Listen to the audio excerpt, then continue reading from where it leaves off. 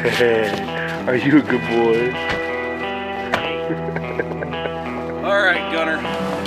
All right, everybody. So this is, what is it, January 30th today? 29th. Tomorrow's the 30th, I think. Either way. Is it 20? I don't know. 30th. Call it, yeah, 31 days in January. Yeah, it's the 30th. It's January. It's late January, and this is day 2 with Dave Mender, and we're going to be marking trees today. Marking, scaling, grading. So this is also when we find out like what the value of the timber is, correct? Yeah, how many board feet you have, what species you have, and the value. So walk us through kind of like the approach. Like, we've kind of looked at the property once. Are we going to go in and specifically zigzag to see every single tree? Like, yeah, we're going to start where you want to, probably where you want to clear. We'll start up here where the poplar were or whatever, and we'll just work our way across the property. We typically get to the back line, somewhere in the back line. We mark the line so we don't get over on the neighbor. You know, they're all marked with a vertical stripe, and then we go through and we just walk it, keep where we can see our marks, and we just walk back and forth the whole property. And mark trees. And mark trees. Is there a specific type of mark that you make? I'll just put a dash on them. Dash. Probably in 3 spots because it's a big woods and you don't want to have the guys, when they're cutting it, try to find each tree. You know right. What I mean? So when we were scheduling this, we were actually trying to not get a day that looked like today because it's tough because on of this, yeah. technology and things like that. But yeah, a week ago it wasn't supposed to snow. Yeah. A week ago it was supposed to be 40 today and just sunny. We're gonna make the best of it, and it's January in Michigan, so it's kind of unpredictable weather. But I'm excited to just get in the woods and see what we can get into today with logs. So we're gonna learn a little bit, and we're excited to bring you guys along. And we got Gunner today too. Gunner. Yep, Gunner. Come here. Gunner's the timber dog. Sit. Good boy. Good boy. Yeah.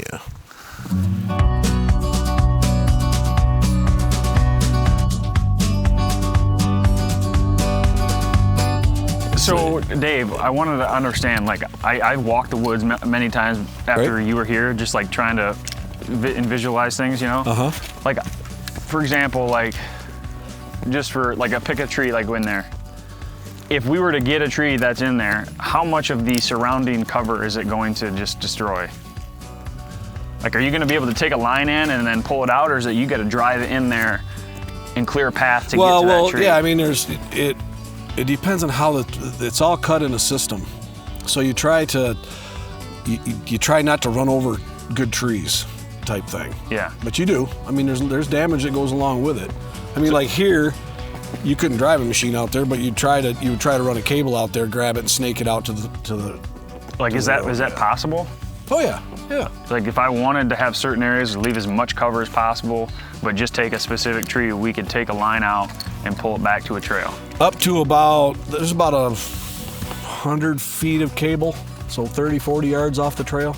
Hey guys, Nate from the studio again. Just wanted to point out here, in that last segment you saw, one thing that I was really, I guess, worried about was there was a lot of areas on the property that had really good areas for deer to bed currently. So I didn't want to disturb or damage those specific sites. And that question is why I asked Dave, you know, if there's a tree, let's say there's a really valuable white oak, or maybe there's a walnut really far in, but I didn't want to disturb all the area around.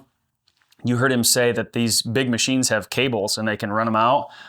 But something that I did learn in the process, and you'll see it, we clearly show it, these big skid machines are big and they make a big mess. They drive in, you know, the loggers are trying to get in and out as quickly as possible, and it's something you'll see that there's a give and take with a lot of this, and it's just really important, again, to outline clearly what it is you're trying to achieve and make that very clear to the loggers during the process.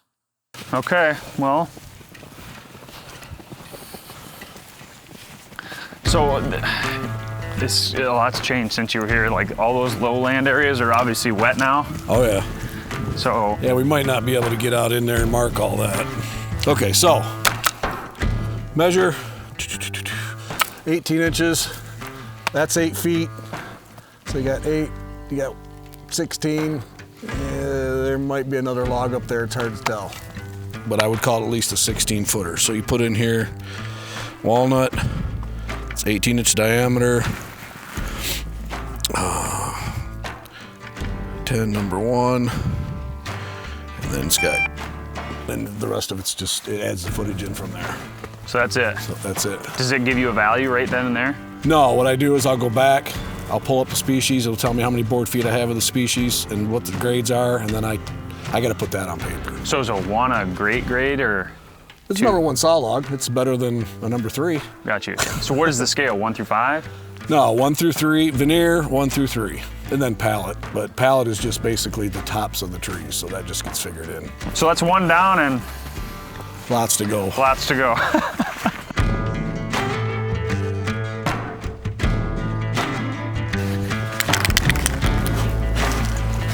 You said you wanted to start maybe up in that corner where the poplars were? Well, it's up to you. We can start anywhere. What about this, like, oops, sorry, Gunner.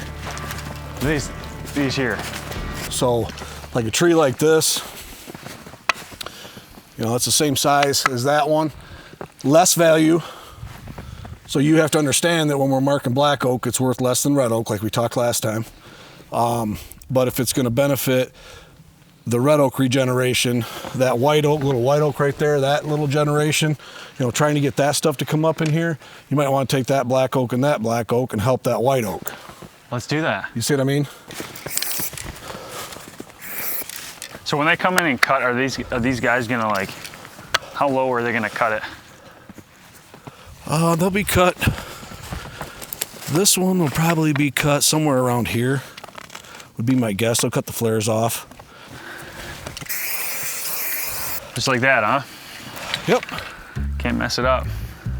I want these ridge tops to be good bedding. I want to let a lot of sun in on here. Like, see these, what is this little tree, that little? Cherry. So that's a really good tree for me to hinge. Yes, absolutely. Cherry. That's what I'm gonna do with a lot of these. Cherry, the hickory, maple, soft maple. That little black oak you could hinge. Those little hickory you could hinge. I'd leave the white oak. The white, these ones right here. Yeah, that's a white oak, and that's a white oak. Yep. This is a white oak, that's a white oak. Yep. You know, we can take that black oak and this black oak out.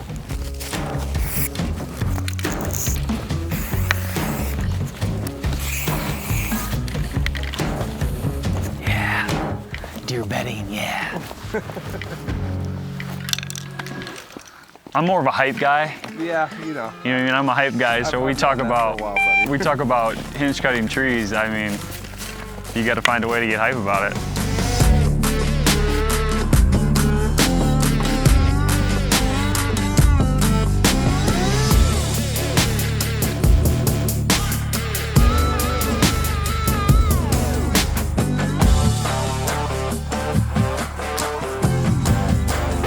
Hey guys, so I just wanted to quickly insert here. You can see that we're really getting aggressive with marking trees, and originally, the original stage of this whole process, it started with one single food plot. We mentioned that on the first episode, and that's right here. That was one of the high points. And as Dave and I kind of started walking through the woods, talking about my plans, the things that I wanted to achieve out of the entire project itself, we started identifying different areas within the center of the property to try and keep deer moving in the center. We've identified 4 different, rough outlines of where good sunlight would hit, good flat areas, all those things that you would need for a good food plot. And as you'll see in future episodes, this continues to grow and grow and grow even more so. Meltage on this is slightly worrisome. The amount of moisture? Yeah, look at. Dude, I don't know how else to do it. Yeah, I mean, you could buy a little. You think it's gonna ruin it? I don't think so. How not?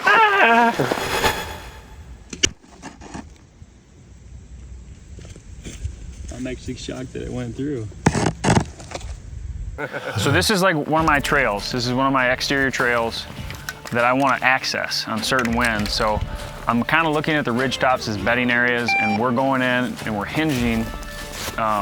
We're hinging some and we're cutting some, but my idea is like trees like this, like a shagbark hickory, I'll try and hinge it in a very specific way so that when I walk by, it gives me cover coming in and out. And I'm not a professional or anything, but that's just kind of that's the way I'm looking at this. That's what I'm trying to do, and through my research, that's what we're going to be going for. So we're leaving the white oak that way. Yeah. The acorns fall in the bedding area, which can be good, can be bad. You might want to end up taking.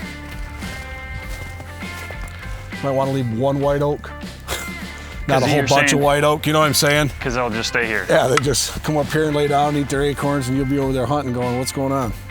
What do you think of this nasty thing here? Yep, that one's got to go for sure.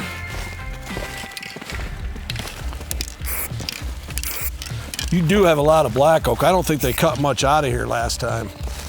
Hey guys, so I just want to mention when I originally bought this property in 2023, there was a pretty good trail system throughout the property, and it was obvious to an extent that at some point in time, somebody had went through with a really big piece of equipment and cleared these trails. And after talking with Dave, you know, he made it very clear he could point out certain hinge cuts and certain things that had been done. It was very clear that the property had been logged in the past, and his professional opinion was within the last 8 to 10 years.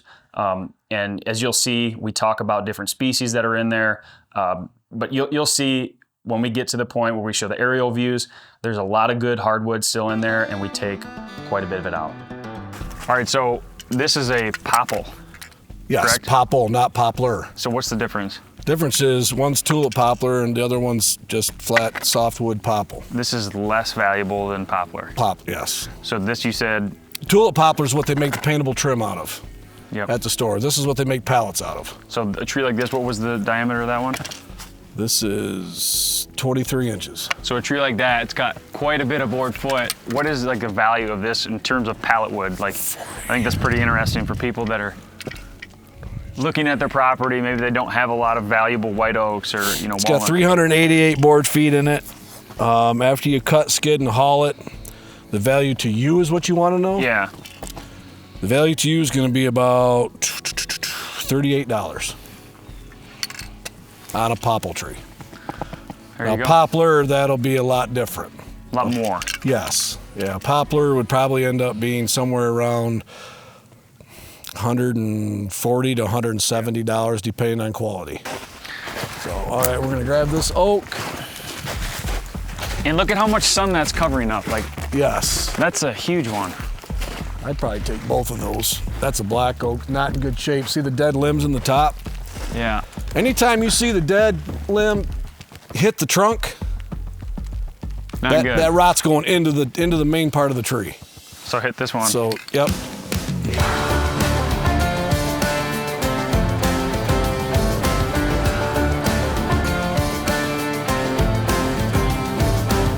All right, everybody, we got about 1/3 of the woods marked. I learned quite a bit today on just how to mark trees, what loggers are looking for when they're in the woods, and very interested to see what the entire total in terms of dollars is going to be.